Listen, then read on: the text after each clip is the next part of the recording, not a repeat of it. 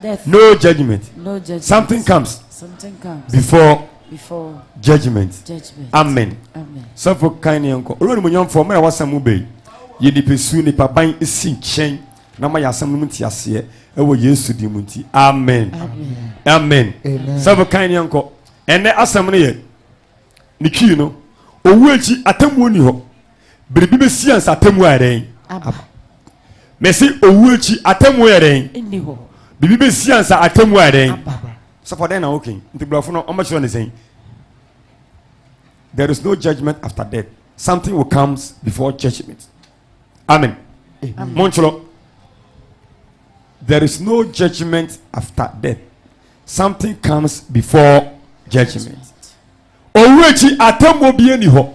Biribi be siasa atemo eden. A untumi nkasa. Mesi owechi atemo nyeden. Eni ho. Biribi be siasa atemo eden. Aba. Na sofo pa kire yen say Hebrews chapter 97 Nyankopon odi atoro na. The ebesi ansa atemo ba Nyankopon ehia no. Eni nti na wan fa no amma no. Or the chile. Tia. What will happen after death is no matter with our creator. The creator is not concerned about it. So he have hide that one and bring the judgment on board. Uwa atemu. By on number 2 musos makuwa can say no montias. So for Kayamanko. Hebrews chapter 9:27. Hebrews chapter 9 verse 27. They say assembly there is no judgment after death. And I understand there is no judgment after death. Something comes before judgment. There is no judgment after death. There is no death after judgment. There is no judgment after death. And I'm what? There is no judgment after death. Something comes before judgment. Ah, you have something go. Hebrews chapter 9 verse 27. Lady pastor na chula ma na wana ochulo. Lady na mehwe so achuro. Chulo. Hebrews 9:27. 27. Osina said ye da ho. Said ye da ho ma onipa se. Onipa se. Owu preko pe. Owu preko pe. Enu echi no. Gina onom. Said ye da ho ma onipa se owu preko. Eno no ye den a. Owu onu wewu. Mesi wa den. Wewu. Et tu as pas dit pas toi blanc. On se blanc. On se blanc. Ça vous ça quand Hebrews 9:27. Osuna sani eda ho. Ama onipa se. Wo preko. Bejina. Na anu achi. Jina onu wo. Tie kasa no. Sadi eda ho. Ma onipa se. Onipa se. Wo preko. Owu preko. Na anu achi. Wewu. Anu achi enie. Wewu atiasefo asase so. Wewu sasefo asase so. Enu echi the back of the owu. Yes. Anambwa. The back of owu. The back of owu and behind owu no back of owu. Ehoni kan ko se den. Ose. Na se de da ho. Eda ma onipa se. Onipa se. Owu preko. Owu preko pe. Na enu echi. Enu echi nani. Tamu. Enu echi. Enu echi nini. Ufi enu echi then you are going to judgment. Ah, and I don't just say, oh, what bone in Nimbi. Yeah, second Hebrews 9:27. No, what's it? What's in a sadia da homa onipa se. Obewu preko. Wait, wewu or your woo. Tias no mekan, we or your woo. Yes. Wewu. Sadia down say, Nipa be woo preko. Why they? Wewu. Na enu echi. Wait, enu echi nani? Atemu beba. Atemu nini? It is a behe. Enu echi no. Ye besha enu echi. Ye besha enu echi no. Ye wia ya hwe atemu. Still what are you in here? Are you with me? Yes, please. Yeah, what's the bluff? Yeah. So for kind. Hebrews 9:27. So we clear. Ko osis na sadia da homo onipa. We mamu wewu. So obewu preko. Obewu preko. Na enu echi. Enu echi nani? Atemu beba. Atemu nini? Ento ka miensa owuo. Enu echi. Atemu. Wanka owuo. Atemu. Enu echi. Wanka owuo. Atemu. Oka owuo. Enu echi. Atemu. Hallelujah. Ara o ti ase. So for sambla. Oma bondi. Unprecedented. Sapo sakan. Hebrews 9:27. 27. Ɔsɛ na sɛdeɛ da hɔ ma onipa sɛ. Onipa sɛ. Owu prɛko. Wewu. Na ɛno akyi. Enie. Atemu bɛba. Atemu bɛba. When you were in film. Dabi. Ko ɔkan sɛ ibe kan. Na sɛdeɛ da hɔ ma onipa sɛ. Owu prɛko. Na ɛno akyi. Dabi wanka ɛno akyi. Tra atemu. Tra. Okay. Na sɛdeɛ da hɔ ma onipa sɛ. Owu prɛko. Atemu. Atemu bɛba. No. Bibi wo fifini. Yeah. Kan blofo no. Bla. Hebrews 9:27. Ko. And now it is appointed for man to die once. Wewu.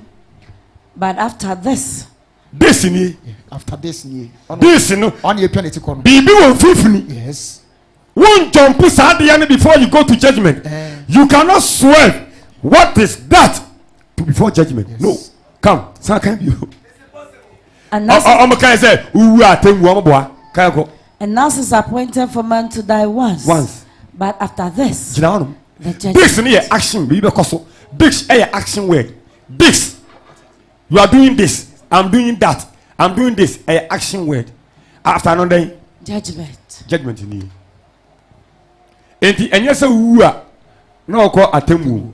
Uwu a you go to this before judgment. Enti na me say after death there is no judgment. Something comes before judgment. Na sa something no. Yeah, be hwe sa something. Hallelujah. Something no, yeah, ba hwe something no. Ah, almost say uwu atemu no. Fa me ko Isaiah 28. Yeah, be hwe ne ma be fa mu ansa judgment am beto. 28. Ko verse number 18 no. Isaiah 28 verse number 18. So for my huni hasa awo no. Awo de o ma Isaiah 28:18. Go. Your covenant with death will be annulled. Your covenant with death will be annulled. Will be annoying. And your agreement with Sheol will not stand. Will not stand. When the overflowing scourge passes through, then you will trample down on it. Mumla musamle pium. You must say what e am nhye. Na mo so ma say do. Gina ha. So for say then go. Your covenant with death will not be annulled. And your agreement with Sheol. Matthew Kai Hebrews 9:27 kan ho. Hebrews 9:27 no. Go. Wase na sane da ho. Eda ho. Ama onipa se. Onipa se. Wo preko. Wo preko pe. Enu achi. Enu achi ni kan. Gina ho. Enu achi ni. Ye nu atemu. Okay. We dey wate no ho. Yes. We wate no ho. Atemu ni gina ho. Sa. Fato no so. We judgment. Enu no so. Yeah. Kan somebody say kan biom. Hebrews 9:27 no. Wase na sane da ho ma onipa se. Onipa se. Owu preko. Enu achi. Enu nie. Ye be hwe no kan Isaiah no. Isaiah. Enu no ye be hwe no say bete yakọ. Isaiah 28:18. Your covenant with death will not annul it, and your agreement with Sheol will not stand. When the overflowing scourge passes through, then you will trample down by it. Amen. Amen. So can you Isaiah chapter 28 verse number 18 no. Ose na mo ne owu apam no so be pepa. Ni na ekoso wo eno achi. Ekoso wo eno. Amoni asama no kasese ne nyina. Eno koso asama do yen judge obia. Impre hwetraso. Ni nyina ye ke na e wa asama do. Sa ayutwamu a yen ko judgment. E be teta mo so. Ye wa asama do. Empando do atwamu no. Na me se betwamu no. E be fa mo. Ni nyina happy wo. Gina wonom ni nyina happy wo asama do. Enye judgment. E ye waiting list. Me say waiting list. Ye wo twanyim, kasa wo twanyim. O twanyim. E ho ne ma no ko. Efrise anopa 6,000 awia 6,000 ene anadwo 6,000 ene betwam enti ade bia obaje sen 18,000 enye judgment enu ye waiting list me say den what remind as a what remind no obinya che what remind I receive the grace what remind yes what remind ye judge you I say ye dey obi akoto prison no we 90 years for remind na yem frɛ nasem wonya 90 abra yem frɛ no my God. It has somehow done your judgment. And your waiting list. Ukoya rehearsals. They are train Sunday you ma obeto.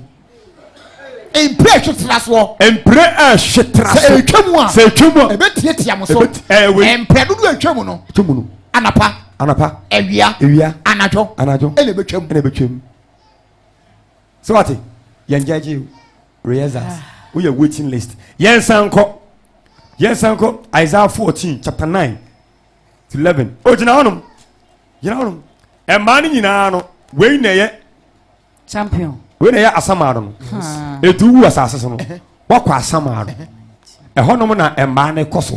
Yen judge you. Me se yen den. Yen judge you. Yen judge with na sam ni ye after there is no judgment after death. Something comes before judgment. There is no judgment after death. Something comes before judgment. Atemu obi eni ho no mu wu a biribi bansa atemu aden aba. Sa biribi ne yehwe maami wewu waba asamado nti asamado ni san kon yanko. Isaiah chapter 14 verse number 9 to 11. O say na asamado e wo ase no kan ho behia wo. We asamado e wo ase no kan ho behia wo. Ehenya nsamanfo ma wo. Enyane nsamanfo ma wo. Asase ekuku no nyina omo no mo ye ahemfo nyina e mama ahemfo nyina sori fi ahemfo nyina sori fi akonya so we nyina je so ka kire wo se obi aka kire wo se won so wo hojo se yen won so wo wu se yen wo ye se yen ara pe wo ye se yen ara wo kasi asane aba asamando wo kasi asane ba asamando wo menten no yenye jiwu wasekete a wase ene emo brika na wo nkata so ne ensonson my god ni nyina ekoso wo asamando yenyeje a waiting list kind of no Isaiah 14:9 to 11 etu wa yenyeje wo okotwen e wa bebu aten e Lord God Almighty ba ujimi nti ukopia samado yenyeje o da remind o twen atemu na enokora de nti a Bible no kan say etwase nipa upure kope na enu echi atemu beba no de ekoso wa samado no emfa nyankopon ho nti ono ode esie nyansafo ana we yi akire Jimmy Forte say yenom yen wa nyina ye Jimmy we akire odi esie big churches no and they normally preach say when you die judgment they cannot open your eye say your judgment you are going to receive a shitraso answer temu na ba kan go Isaiah 14:9 to 11 go hell from beneath is excited about you to meet you at your coming it stirs up and death for you all the chief ones of the earth it has raised up from the throne all the kings of the nations they all shall speak and say to you have you also become as weak as us have you become like us your pomp is brought down to Sheol and the sound of the strange instrument the maggot is spread under you and worms cover you so for kind 2 Corinthians chapter 10 now we can Matthew chapter 25 31 to 41 it say where no atemu where they were twene ho it say nyina ye wa ha ye wo wu a entwen mu no ho ne ye wo ho ne asamaro inta asamaro asam ne ye hwe no yenjaji yen kwai Matthew chapter 25 verse 41 o say no be catch verse number Matthew 25 31 o say atemu de kese no na onipa wa no beba na enimu onyan mu ade na bofo nyina aka ne ho obete na enimu onyan anwunya ne so na obebobo amama nyina no e wonenim na obepapa wo mu se de onyanfo papa nwanten ne imrichie mu no na ode nwanten ne begina ne nimfa na ode imrichie no egya ne bam gina no ode nwanten ne ebegina ne nimfa ko na ode imrichie no egya ne bankum eno na ohene be se won a wo nimfa no se mo amagya ehira mo mo mra mefa ahene a wasiesia mo firi ewiase mpitiase ni so na ekom de me na mo me bibi na me din na se kom de me na mo me nsom no me na me yowo na mo fa me kom fie me dadeja mo fra me ntoma me yare mo ba me nchen ana ni patere no bebua no se awurade da benye hunu se ekom de wo ne ma odi ni de ye anase se kom de wo ne ma nso no ye afa da benye hunu se wo yo wo ne fa wo ko ye fie ana wo da deja ne ye fra wo ntoma afa da benye hunu se wo yare ye na anase wo da afiase ne ye ba wo nchen ano hene bebua se won se no kra ne me se mo se mo yo ma me nuanom ketewa yi mu akono mo ya ma me awurade ana obeka che won a wo benku nu so se mo ya dome mo ginaanum obeka che won den benkum ni se mo ya dome mo efe na judgment na den efiase ana wadwini ya efe na judgment na den efiase satan na waje man bebre waje na satan no wo winsam no winsam e wa samaro ana waje man ni abi ko jina mami ko jina enhye ni ye ko jina no ma meselo na owu nsem ana owu ye no kwa asamaro ana owura ne betena ase said I kind Matthew 25 31 no oso be papa enwan emponchi no na owi a wode emponchi no akogina ne left eto mo kogina ne left no omo na omo wo he omo na omo wo he asamando omo kogina ne left no omo na omo wo he asamando na omo kogina ne right no omo na omo wo he paradise etino okwa asamado a yenye den yenjeje Oko paradise anya dey. Eti we owu. We oyowu. Oya asamado. Yes. Asamado ni. We owu na we asamado. Anambwa. Na we nso ye paradise. Eti we obefa wa. Wo ba asamado a we ne asamado. Ye njeje. Eye usunu ban na de wa ye den aba. Na we befa wa owu befa wa na wo ba paradise a. Eno so ye njeje obi anye bribe. Eye usunu ban na de wa ye den aba. Eti wu a atemu ni ho. Wu a entwen na ye den ewo. Na baby a wo kotwen na be determine where you are going. And the baby we have found Hebrews 27. It has appointed unto man to die once after death. Judgment. And no chinu atemu. We have found you have found. Odo ba no subenti odo wa betwen wo asamaro. Anambwa. Wa betwen wo asamaro no ja fasting ye. Na kwen bia so bekogem. Wa betwen wo paradise a eno so ja fasting ye. E kwen bia so obekọ heaven. Eti obi wu a enye judgment. Bible natural Hebrews chapter 27. O said that say nipa wu prekope. Eno ya mama adwene nye dwuma. Waka say nipa wu prekope no say. Eno chi no eye wei. Anyway. Eno chi no ye asamado ene paradise. Daga what was it? Yes. Me ye we a kire o. Mewu. We ya be fa mewu. Ono ye wu. Mewu ye no. Mini bia meko. Me kwa na de meko duru we nchen na me kaaye. Ye njeje me. Yes. Enti last sai wa samadu nyina na magibi kozi se judgment be ba. Na ho kra de no echen aduma. Ho dede no entimu e wo ho no. Yes. Etumi nyane fun. Ho bon papa asamaro. Ye njeje me. Sofo ye njeje wo adenti na wo kɔ no wan kɔ saa ambedru paradise na wo ka wa samado. Yesus mo dia wo ba de aye. Eti ne awaya no bebia usuma wo no udu wo be den. Wo niema e wo ho no ha na e wo. Ana oniema nso e wo ho no nso ha na e wo. Eti mi owu we fa me Hebrews chapter 9:27 no. O said that o said pe wu prekope. Eno echi eye asamado. Yes. Ena paradise. Eto wo no be fa me no. Medu ho na asamado e twe me. No. Menyina nyame na mede ma hoɔden ene me blɔfo nyina ye sunsuma de eti atwe me de ko duru paradise. Yes. Ye njeje me homo no mota menum bi benkunu nkuma medibi ye bɔ ampe mebobi ye hwɛ tv me ye bi de omo ye ho bia I will enjoy some da meka otomase eti enu achi no ena o kan Matthew we no kan o se na the one ewo benkunu be begina ya bla begina jina hanu jina paradise jina we ni ena we nso ye asamado ena we ye owuo ena we ye judgment. Yes. Judgment ko o se ana obeka che won a wo benkum no so se benkum no ye mea mo wa dome mo me wa dome because me wa asamado. Yes. Ye dome wan kan woni ho obi okọ asamado bia ye curse ya dome eti we ye asamado eti oza ogina benkum. Yes. O benkum te me wa asamado kwe mo ya dome mo mo mfuru me so nko eti free no so a satan no mi gina ha no na we na judgment we na judgment. Yes. Eti emponche no bla pacho obi me gina bi we on the left obi mra gina ha no pacho obi so ka bi entem gina ha no gina ha pacho mo nchimo kra nchimo tre ni gina ha ara wa mra entem ena ebi so nyina ha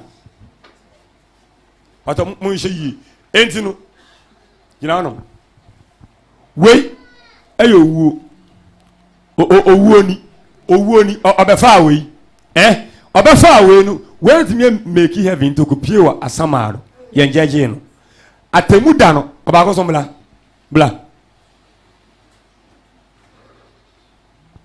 onso bla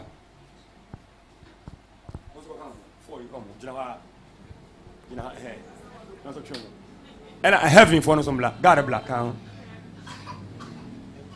Would you ever go heaven? I ever say, what's the na ajo oyele ne ho pacho obi so mla me hwe wa obeko heaven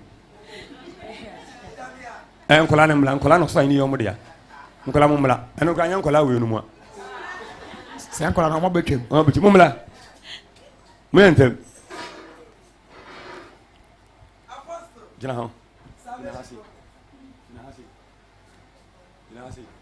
pacho bla bi jomonim ojiromonim me ye na won ti ase ko ekiri se owu ti ho owu de obefa wi a odo wakoma samado jina hano jina omochi eti we yo owu mi si we den so ba de kan o si jina omonim Hebrews 9:27 no o se na se de da ho ma onipa se de da ho ma onipa se owu prekope na anu achi eno no me se enya tamuo eye wo twen eti we na ye owu na tale kra kire eye red atare kra kire we na ye owu ena wa befa obefa no yo diponye ni ye mfa nko hello ye mfa nko he biri besi ansa wa ko hell de besi ni se befa no ma me we ni asamaro eti owu bofo ne befa ye no obefa o mo no de mo koma asamaro kire so omusunyo mo ban.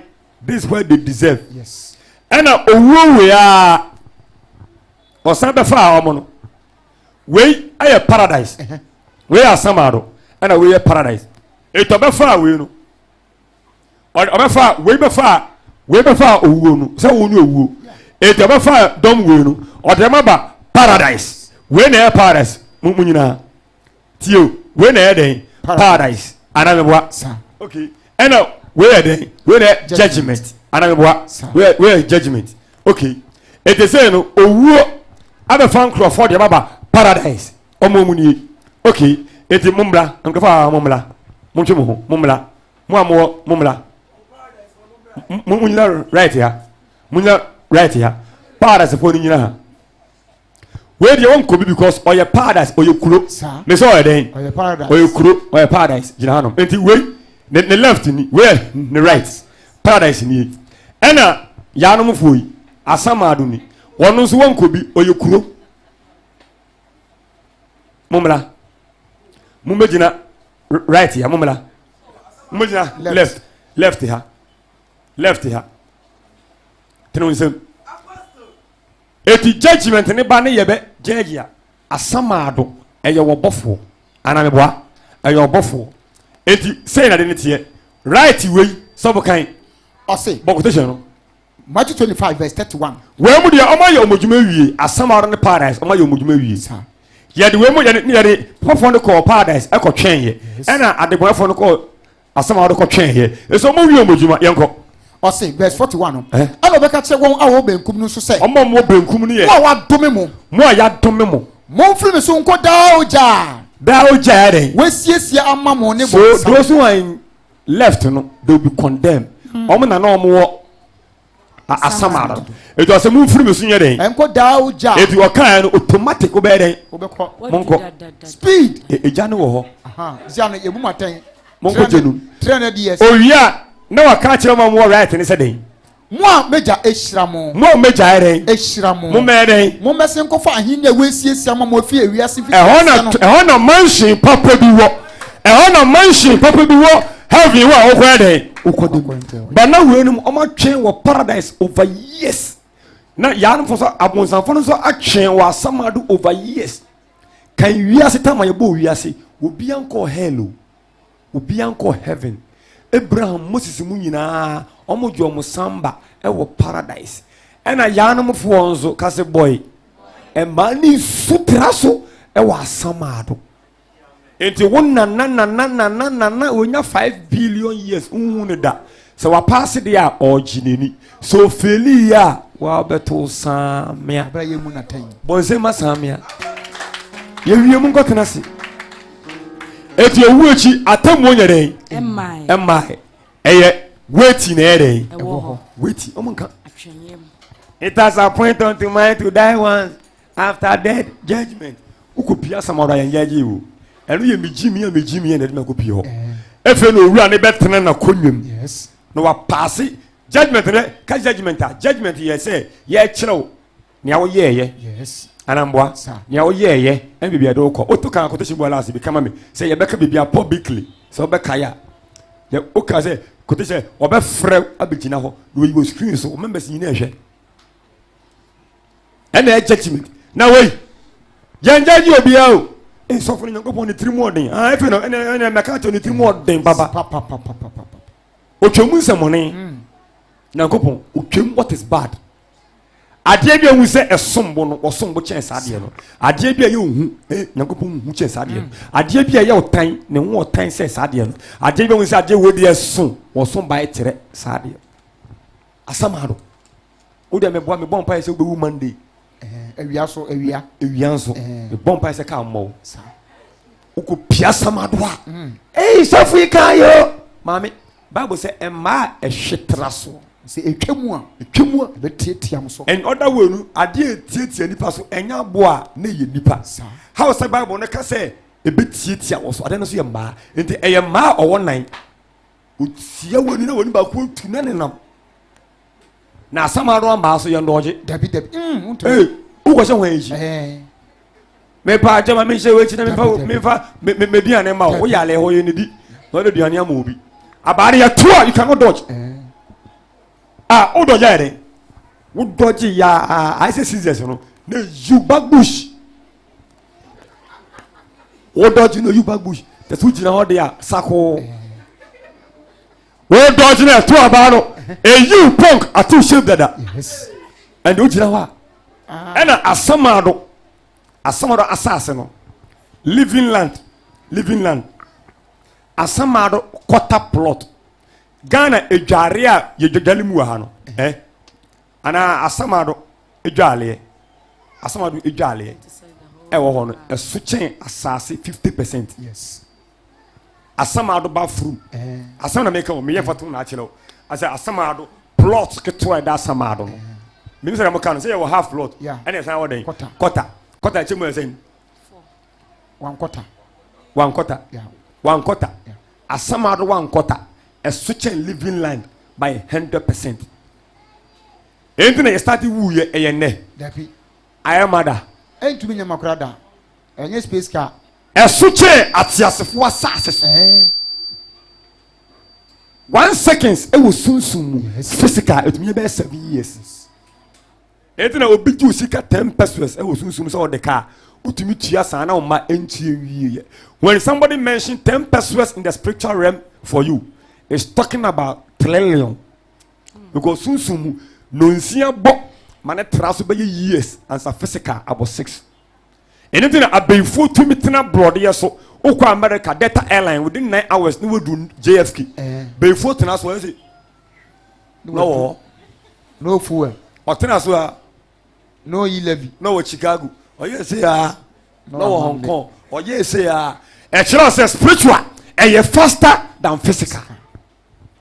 Even also that one pass when you America we need to know one pass. No passport. There is no distance in the spiritual realm. Etru dia koso asabad na sapone kana oh when you die judgment no mama wati ase onyankopɔ di mu say judgment no emma wo wobɛkɔ wo twen mu ansa na maame ne papa a wote ha bla na wantumi ansesa no owo ka besi o yes asamado na woforo maame usia menyo sesa na wo bɛhye besi usia menya den sesa esa wo bɛhye. Because oh Joseph na say oh baby ko uni baby akonti don't go for your change. O dia me boa na o mama bochi say me boa me bom pa say mu na wo be wu ko piewa ye ka sama mema obi nya revelation embe kan kire wo tie me se mema obi nya den revelation embe kan kire wo wan kasa tenase na hwekiro sem na bisa Lord God Almighty what is going on in Edens. Obeka chino asamado Bible sama mu nyina omo hwere yo mose ho na wo ho besu sakana man Bible so bia me o se krono chi ena nkana man no ewo edia yete ya bosuom ye nan kwa bisu anya ye mompais ye nkopie sa krofun no mu da eya asamado Mama sende na ubewu no da ho no hu se angel before akono o she black akase unyanko mama odada no de wule kuro num hey ube bon se angel no dada no do wura samado na o sole wo fie na untimi sole na wo se angel oba na obie ona wo sle ene ya wodam but your oba na do corner sole gina ho o de do gina kokoko fie tubo ase nyambo tere na oba ka cho se tubo ase na e wa asase no so na bebi akọ no tubo ase nye den enni ho eje mma asafo ne nka no kra nkyerem uwu a atemuo eye ntoro mesu uwu a atemuo ni ho mese nye den atemuo ni ho bribi besi asatemuo a den aba eno ne asamado kohwe ye buni pona ne matete thinking of I na asan aje biom ona also no wi bo mali po enwu so wo ye be so ne se kubedua ne ye de petrol afa no na ya totie gas agom na de wo ho ese ya na so utwi ni mi pe na utiate mami asamado asamo no me nka hello na wo de ye say a lake of fire but me ka o say something must come before judgment. Yes. So I'm telling you that thing that's come and I'm so a review a channel as wafa Delta airline Eco America a straight flight sir Oko America 9.5 hours but ufa KLM say Oko America obeje transit e Holland Holland and now for Lufthansa so be transit e Germany Germany and now for BA ube transit e London London and this transit no ebi wo atiasefo asase so ye free hanom a wa qualify unko gym unko hell unko heaven unko asamado we failure wa passing so a unko paradise it is a paradise for a geomania ma wa dwenye adwuma asamado so baji wonum me so baji wonum ene oto because the echoes of paradise no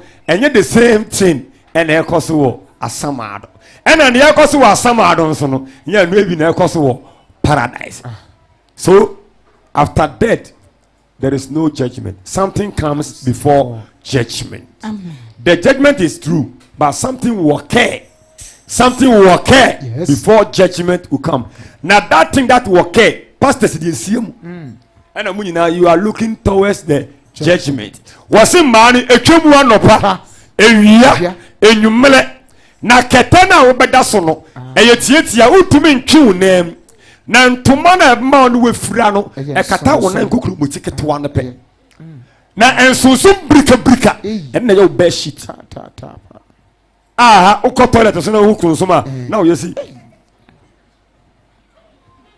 na man sada ne how dabi eso bon sa I don't know how you so oh sorry wo de awo benne no ebon wo ko hia de ebon wo se dwane ka de ebon ne ebon so de nka ye e obi na be ye de ebon no gu wo na so do de ebon be ka ho don't na wo nyina bon no receive bon na eso o je ho styles and you make sure say wo be wura hin yenu na wo ko pia samado eno no wuntie mu bible say eye emo ka me verse number 19 no ko o say na Isaiah 28 verse number 19. What's it? Tio. Enya hello. Asamado. What's it? Ose. Na imprendo do atwam no. Ebe do twam no. Ebe fa wo efri se. Twam anopa. Ewia. Ene anadwo. Verse number 20 no. Ose na empa no enware se obi betre ne nan wo so. Mami, sadia me hwe. Yetumi da yade mu a. Ne ya da wase.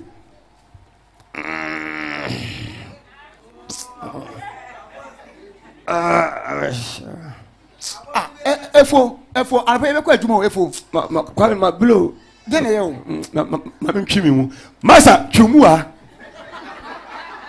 den ewa ose ho no empa ne yeden ose empa no nware se obi betre ne mu ewo so e ta so do mpa ne yeda esi now how can you sleep this like 80 years see o da wa see na ne debo no so ensom sade o de bebua no so entoma na o kata no I say one CD e kata ona pe na de kata ho na efo de na wo yi ma me da na beshi ta de da wen o ba beshi dia e bebo enti na kitikiti na beshi we na tum toy o de say o ba ye nche ye do de ebelo awa ha because me medical would da rantino ma fam mami emma o mon kan kire mu and the people bol jamanya obi ahun mu ya ne de chemma na wa samado me bomb pa so be wu this month uku pie wo don sabe to akosi uku ma no say eh sanya bete be ma no wanda koroa I say why la bibi wanye bone da koroa wo da enna maame wo pe wo kwa jai bone no yes mi ja me de na wo ja wo de ensa ye be hwere so for say eban na chi kama me Revelation chapter 22 verse number 18 no also na eban na chi Bible ka say eban na chi a na akraman enti paradise ni paradise chi ena den wo enkraman no na ahono mo na eho eden Hades Hades asamado if you can Bible baby oh paradise there's no distance between paradise and Hades enti na osikeni di ka say Lazarus fa ne nsan hyensuo mu nye den embe kana no because just a stone throw etu ono mu a o said that paradise for no omu chi omuni no mo asamado no apart from according to Revelation of odipa from punya esunyane was 1,000 years na asamado ehun light baako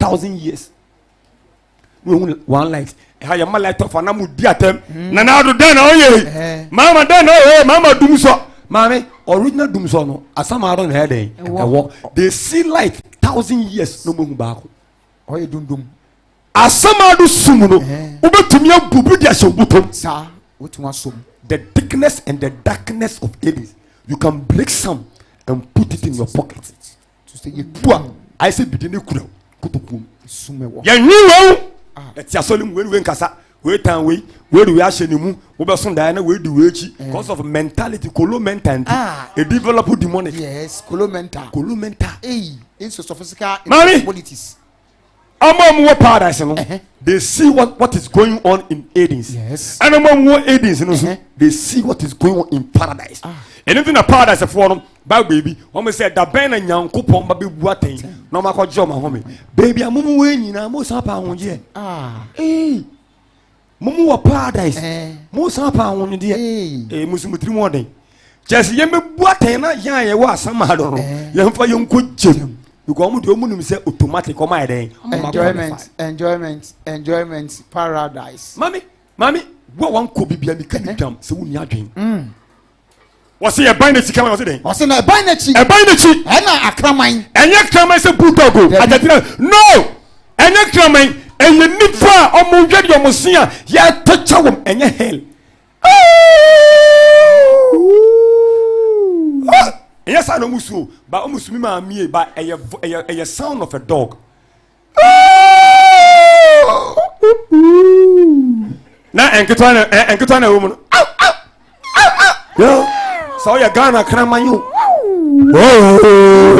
so ya bulldog wo so ya Argentina dog wo obi ya be hu ni smoothness level oso na chronic na kraman ene dutufo ba mu mutumno ene nyamanfo ya ye bojaman ene wudifo ya ye krum nipa ene bosonsomfo ya ye sombosom ene wan di atro ya ye okay no so church ye da so kwai ene wonya patro ma patro sankofo ni na ho no mo e bandichi na kraman no wo entu a onko hell bia amoboa ye bebu atensa wa yeden wako hell but the see ade wu a okotwen wa asamado ma na maka akere wo no eno no eye unbreakable unstoppable unbribable